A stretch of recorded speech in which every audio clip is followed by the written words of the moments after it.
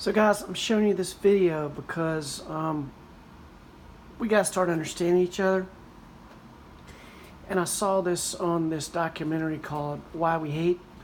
And it's a very extreme version of hate and how we come to these places and how we think these people are monsters.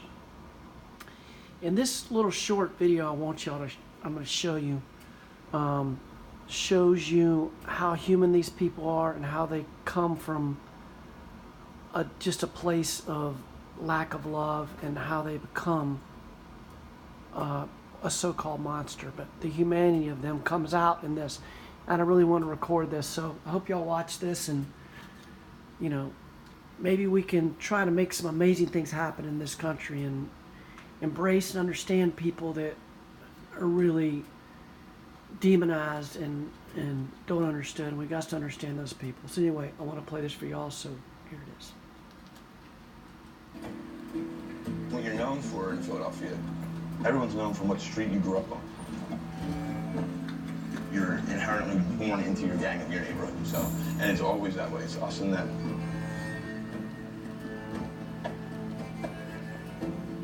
How long have you lived here for? How long have you been here? Personally? Yeah. In this house? Yeah. Okay, so yeah, I used to be one of the little kids on the street back then. I recognize your voice or something. Yeah, Thomasine was my mom, Thomasine and John. Oh, Thomasine, yeah. I remember you were bad too when you were there. This is the house I grew up in over 30 years ago. It didn't look this nice. It wasn't that bad, but it didn't look this nice. My stepfather moved in when I was 9, and I lived there with him for about 4 years. And the beatings and stuff, they started kind of right away. I mean, probably within the first week of him moving in with me. I wasn't even allowed to talk at the dinner table. Dumbasses like me would ruin his appetite, you say. I had a bully living in my home. I hated my stepfather. I mean, it was probably my first hatred in the world, was towards this man. My stepfather kicked me out, so I had to go move with my dad. So I went to an all-black school in the middle of the school year. I knew every day somebody was going to say something to me. And if I dare say anything back, you know, that's what they wanted, you know, because then they had a justification that I started the fight or something stupid. And they always used my race as the ammunition to say something to me, you know? And I think these kids, to me, were representing the whole community. And it wasn't the whole community jumping me, it was just these kids, but it made that divide between us and them more solid. I mean, hatred was just building up in me, period. That summer I got to go up to Lancaster, Pennsylvania. My cousin was up there, and I found my safe place. Sing home! Sing home! Sing home! So when I go up to my cousin's house in Lancaster, he had like newspaper articles about neo-Nazis on his wall. And he had like a picture of Hitler, and he had like a swastika flag. And so he would have all these other big bad skinhead guys go over his house every night. And so they would sit around and talk about how the Jews secretly run the Federal Reserve, and they siphon off money off the country, and the Jews are the seed of Satan. And you are, you know, the victim of that right now. If someone says I'm a victim of something, I'm already like, I feel like I'm a victim. Man, I'm getting the knocked out of me everywhere. And I remember I just enjoyed every night when they all showed up, because I knew that someone was going to eventually ask me about me. Some guy slapped me in my punk rock haircut and said, "When are you going to shave this off your head, man?" So they all took me out on the back porch that night and shaved my head. And that's how I was in. There is often trauma in these individual cases of radicalization early on. Like Frank Mink, identity crises, a sense of a lack of belonging. Who am I? Where do I belong? A desperate need for belonging to something. And I think we see from the outside extremist groups as manifestly violent and angry, but actually what they offer their members is love and support and family and belonging and care. Sing home! Sing home! And the skinheads, they would always say to me, "Frank, God's telling me the truth now. He's just using me as a tool to reveal the truth to you. He needs you. He needs more soldiers. He needs more angels to ruin Sodom and Gomorrah." in America, Sodom and Gomorrah, if you want to take that task on. I'm a team guy. I'm a sports guy. This is my team now, and God chose me. Like, I'm a welfare kid from Philadelphia. He wants me on this team. He wants me to give it all. I'll give him my all. And I did for years. I get into this full-heartedly, 100%. I believe everything about it. I go on to go do some TV shows for the movement. Go on over and talk to him beside you. You've been saying this to me at every commercial. Do you think you're scared just because of other people, when not because they're just different? No, I ain't scared. I ain't afraid of anybody else. I'm so proud of my race. And like I said, I would live or die for my race if anything ever came down to it. I commit crime consistently. I'm selling guns. And I kidnapped one of our rivals. Let's kick your head in constantly all night so you get tired. I had heard that he was kind of trying to steal some of my new recruits, and I just couldn't have that. So I called him up around Christmas time, so we were having a Christmas party, and it's neutral, we're all cool.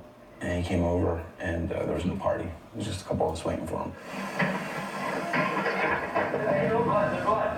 I didn't think he would ever go to the cops, you know? It's part of the game. January, February, they arrested me and charged me as an adult for aggravated kidnapping. 17 years old. Plea bargain was, I believe, 3 to 5 years. It was a 3-year definite.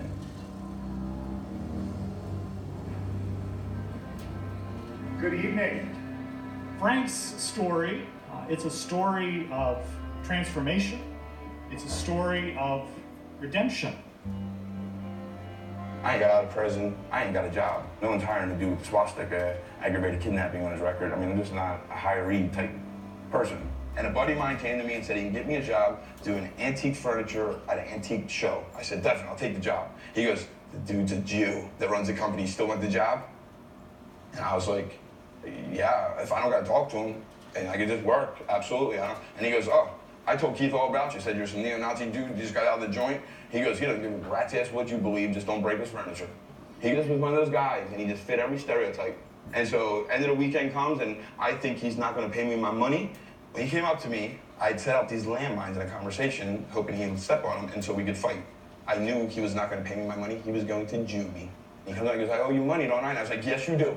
Yes, you do, you owe me some money. And he's like, how much? I said, $300, $100 a day or whatever. And he's like, oh, that's right. Yeah, that's right, that's right. You know, like just being a jerk. And he pulls out this big wad of money that he made, and he's like, here's 1, 2, here's 3. He's like, hold on, here's an extra $100. You're a really good worker. So he goes to drop me off, and he says, what do you do for a living? And I said, I don't do anything. I have a swastika on my neck. And he goes, well, why don't you come work for me? And he gave me a full-time job. I'm still a neo-Nazi. I still wear my Nazi boots every day and everything. And finally, one day, I broke something. And that was his big rule, man. Just don't break my furniture. And so I'm looking at this Jewish guy, and I'm like, I'm so sorry. I'm so stupid. And all I'm thinking about is how much he's going to take out of my pay, and he's probably going to fire me. And he gives me my whole thing of money. He doesn't open it up and takes them out or nothing. He's like, here you go. I'll see you Monday, right? And I just felt like crying. I was like, yeah, I'll see you Monday. I'll see you Monday. As soon as I got home, I ripped my boots off my feet. I threw them up in my mom's basement. And to this day, I don't know where they ever went. Like, I never looked at them again. It isn't a systematic thing. We can't legislate being a good human being. And people would throw bottles at us and snowballs, and they'd throw bricks at us, and they'd scream nasty things at us as we marched through the streets of Westchester or Spokane or wherever. Never once did I duck a bottle and go, whoa, I better rethink my beliefs here. That doesn't happen. It doesn't work that way, you know? But when you started having a conversation with me, I didn't know how to fight against that. I could easily fight against the bottle being thrown. There's my enemy. There he is. He's right there in front of me. He threw the bottle at me. I'm going to kick his ass. When you didn't have that interaction with me, I didn't know how to handle it. So we have to go and have those real conversations with people. I was angry, and I knew that I had a liking for violence, but I still thought that deep down inside, I thought I was a good person. I still thought that way of myself. I thought it was about what was right and not right. I thought that what they were teaching me was right. I always thought, until the end, I really thought that this was 100% the right thing to believe in. It's not a given that somebody de-radicalizes. And it is a hard process because many of these groups... Man, if y'all are still with me at this point in this video, I mean, how can you not be moved by that? And that's what it's about, y'all. It's about wrapping our minds around people that we never in a million years thought we would.